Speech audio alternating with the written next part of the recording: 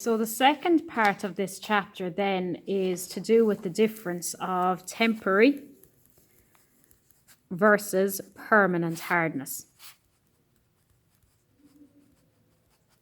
Okay, so we can have two types of hardness. They can be temporary or they can be permanent. The big difference between the two is that temporary can be removed by boiling, whereas permanent cannot be removed by boiling.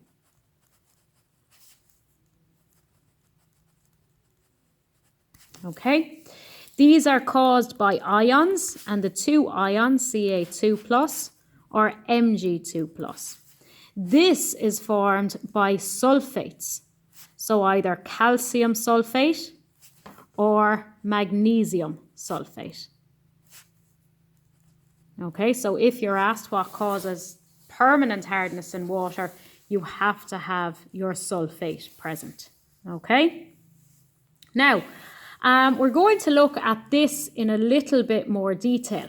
Okay, we don't really need to know anything more on permanent hardness besides what's over there. Okay, so first thing, and I'm just going to draw a small little diagram just to make this a little bit clearer. I suppose I have my rain. Okay, and when my rain falls, it's going to fall on rocks. And those rocks are going to contain calcium carbonate if they're limestone. Okay, calcium carbonate. Remember, in my atmosphere, I also have carbon dioxide. Okay, and that's naturally present in my atmosphere. So what happens? The first thing to note is that rainwater is always slightly acidic. Now, this does not make it acid rain. Okay, acid rain is only caused by two substances, sulfuric acid and nitric acid.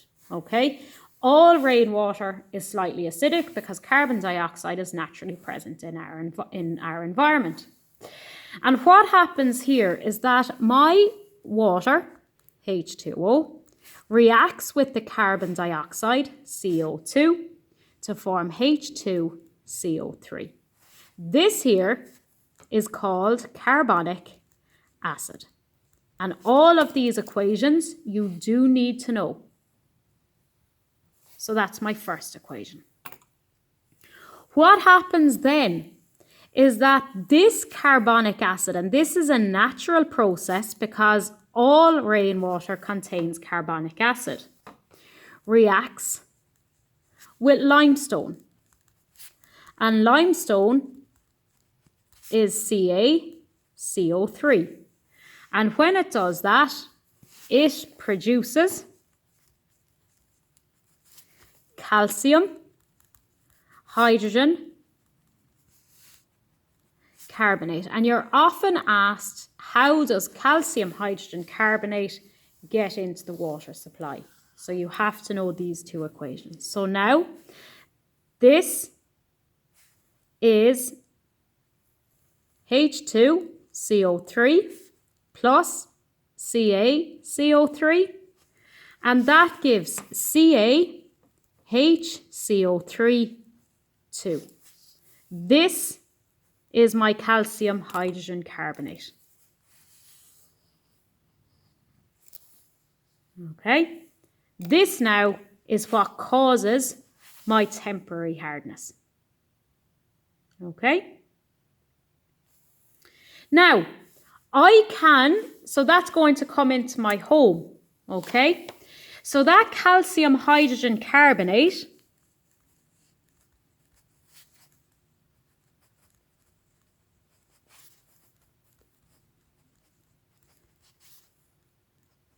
can be removed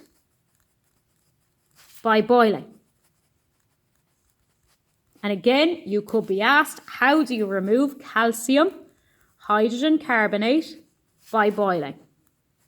So when I boil it, I end up with calcium carbonate, water, and carbon dioxide. This is what forms, so it's the same formula as limestone. And this is what limescale is. So it comes from the limestone. Okay? This is insoluble in water. So what actually happens is that we end up with the fur or a scale as a whitish deposit on a lot of our metal elements of the likes of washing machines, dishwashers, etc. Okay? So that is how we get rid of it. As I said, builds up on pipes, on kettles, on boilers, any of those metallic elements. Okay? What we could do then is just if we have testing this lime scale. So if I tested that lime scale, remember it's a carbonate, and if I react it with an acid, I'll end up with calcium chloride, H2O, and carbon dioxide. Okay, so that's just a little test for testing that this lime scale, calcium carbonate, produces carbon dioxide. Remember, acids, when they react with carbonates, produce our carbon dioxide.